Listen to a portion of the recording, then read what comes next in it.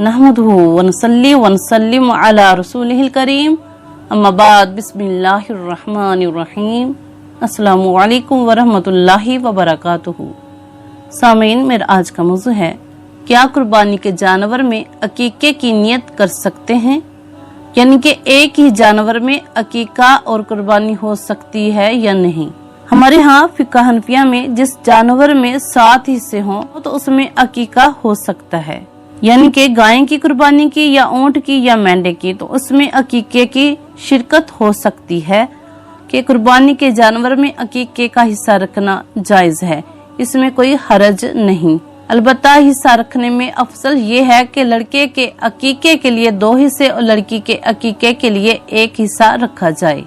और अकीके की तारीफ के बच्चा पैदा होने के शुक्रिया में जो जानवर ज़िबा किया जाता है उसको अकीका कहते हैं। और फिक़्ह हनफिया में अकीका करना मुबाह मुस्तहब है। सुनन अबू दाऊद और नसाई शरीफ की हदीस मुबारक में है कि नबी करीम अलैहिस्सलातु वस्सलाम ने इमाम हसन हुसैन की तरफ से 1 या 2 मेंढे का अकीका किया। हमारे लिए भी अकीका करना बाइस बरकत है। अकीके के लिए 7वां दिन बेहतर है। अगर 7वें दिन ना कर सके तो जब मयस्सर हो सुन्नत अदा हो जाएगी। कि जिन बच्चों का अकीका नहीं हुआ तो बड़े होकर भी उनका अकीका कर सकते हैं, कि जिंदगी में जब भी मयस्सर हो तो अकीका कर सकते हैं। और अकीके के लिए वही जानवर दुरुस्त है जिसकी कुर्बानी करना जायज होगी। मसलन के ऐबदार जो कुर्बानी के लिए मना है वही अकीके के लिए मना है। अकीके का जानवर इन्हीं शराइत के साथ होना चाहिए जैसा कुर्बानी के लिए होता है। अकीके के गोश्त के कुर्बानी की तरह 3 हिस्से करना मुस्तहब है कि अकीके का गोश्त फकीरों, अजीजों, दोस्त अहबाब को कच्चा तकसीम भी कर दिया जाए या पकाकर बतौर ज़ियाफत खिलाया जाए, सब सूरतें जायज है।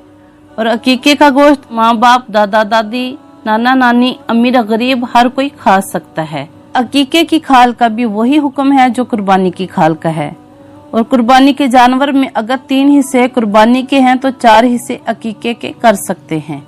तो मालूम हुआ कि गाय या ऊँट या मेंढा अकीके में हो सकता है। शरा ने उनके 7वें हिस्से को एक बकरी के कायम मकाम रखा है।